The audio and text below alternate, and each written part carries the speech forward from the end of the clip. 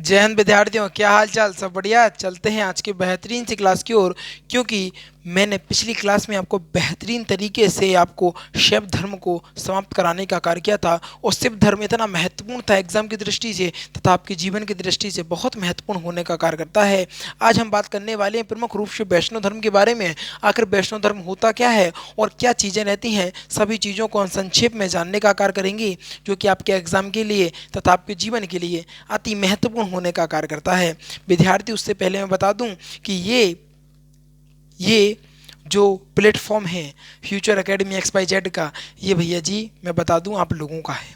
जो विद्यार्थी सोचते हैं कि मैं 4,000 दे के फाउंडेशन बैच नहीं पढ़ पाऊंगा, वो आ जाएं फ्यूचर एकेडमी पर। मैं बिल्कुल सब कुछ फ्री पढ़ाने का कार्य कर रहा हूँ। आपसे एक भी रुपए मुझे नहीं चाहिए, बस आप पढ़ जाएं और पढ़ने के बाद मेरे पास आए कि सर जी आपकी वजह से मेरा सिलेक्शन हो गया। वही मेरे लिए गुरु दक्षिणा और वही मेरे लिए फीस होने का कार्य करेगी। और भैया मैं बता दूं, डेली रिवीजन तथा वीकली रिवीजन विशेष करके फोकस करिएगा।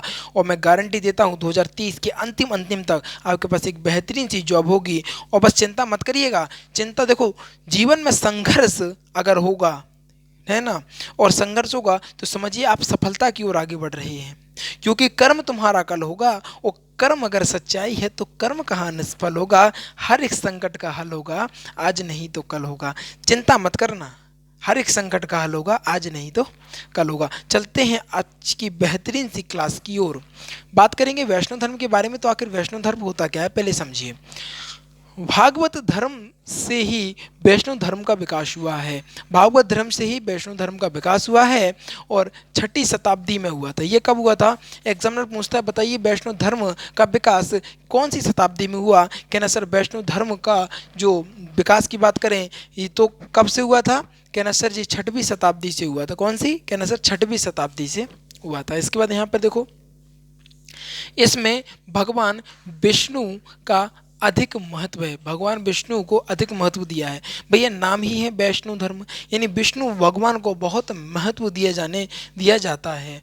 इसकी चर्चा अगर हम बात करें तो इसकी चर्चा पुराणों तथा उपनिषदों में मिलती है। कहाँ पर मिलती है इसकी चर्चा? कहना सर इसकी जो चर्चा है, इसकी जो चर्चा है पुराणों तथा उपनिषदों में देखने को हमें मिलती है। ठीक है, विशेष रूप से इसमें हम बात करेंगे इसके उपासक को क्या बोलते हैं। इसके उपासक को हम पंचरात्र बोलते हैं। क्या बोलते हैं? पंचरात्र कहते हैं। क्या कहते हैं भैया जी? पंचरात्र कहने का कार्य करते हैं। यहाँ पे लिखा है विष्णु जी का उल्लेख सर्वोच्च सर्वोच्च सर्वोच्च देवता के रूप में ऐतरेय ब्राह्मण में किया गया है। किस में किया गया भैया जी? कहना सर ऐतरेय ब्राह्मण में किया गया है।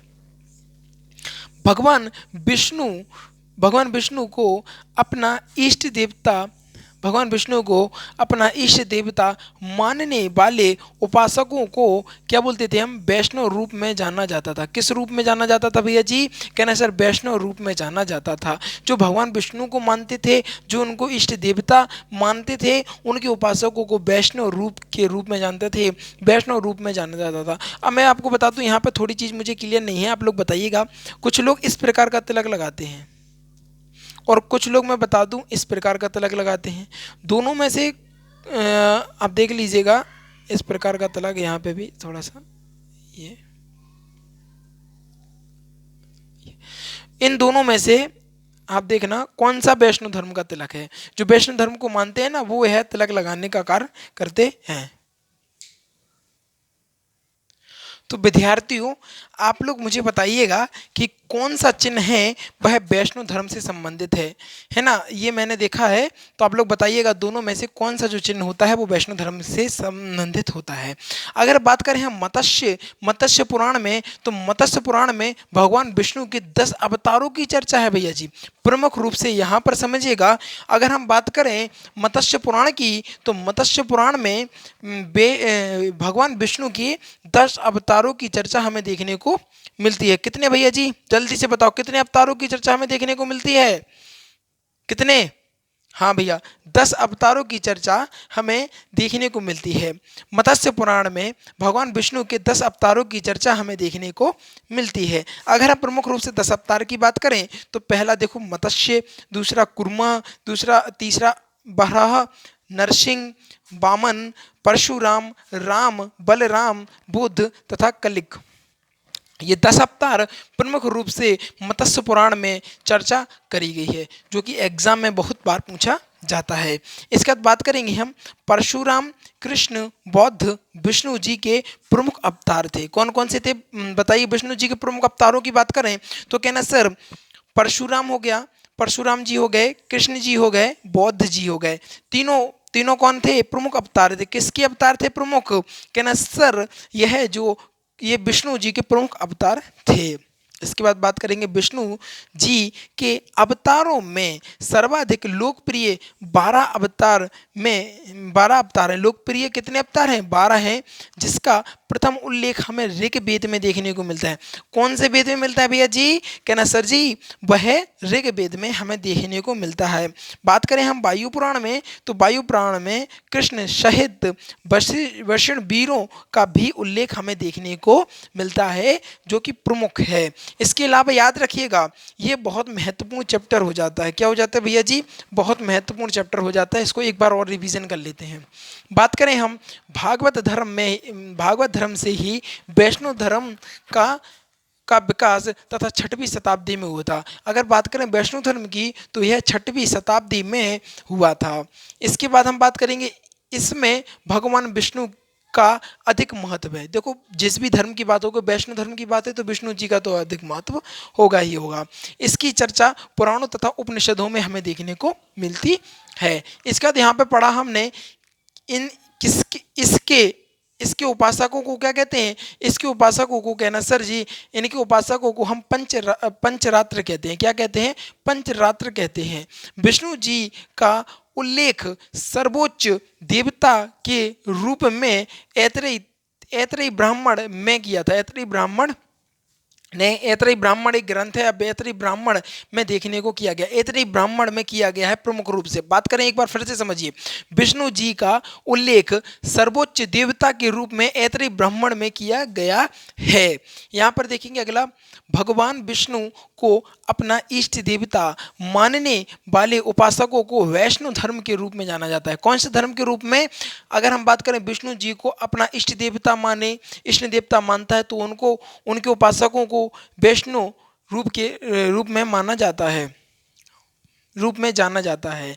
इसका मत्स्य पुराण की बात करें तो मत्स्य पुराण में भगवान विष्णु के 10 अवतारों की चर्चा हमें देखने को मिलती है।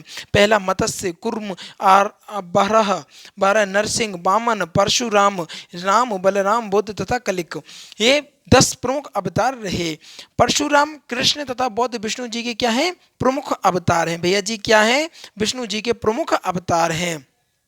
इसके बाद यहाँ पर देखो विष्णु जी के अवतारों में सर्वाधिक लोकप्रिय 12 अवतार हैं। कौन से हैं सर्वाधिक लोकप्रिय। कहना सर 12 अवतार हैं, जिसका प्रथम उल्लेख ऋग्वेद में हमें देखने को मिलता है। 12 अवतार बहुत महत्वपूर्ण है भैया। यहाँ से क्वेश्चन उठता है, बताइए 12 अवतारों की चर्चा, सर्वाधिक लोकप्रिय 12 अवतारों की चर्चा किस ग्रंथ में की गई है। कहना सर जी ऋग्वेद में। किस वेद में की गई है। कहना सर जी ऋग्वेद में की गई है। इसके बाद वायु पुराण में कृष्ण संहिता, ये तो ठीक है, ये मैंने आज आपको पढ़ाया। आज की क्लास बहुत महत्वपूर्ण थी, पढ़िएगा जरूर।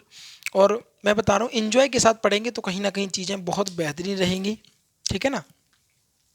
तो बस भैया जी जुड़ जाइए, मेरा तो यही कहना है। और सारी चीज़ें पूरा फाउंडेशन बैच आपको फ्री दिया जा रहा है, आपसे एक भी रुपए नहीं लिया जा रहा है।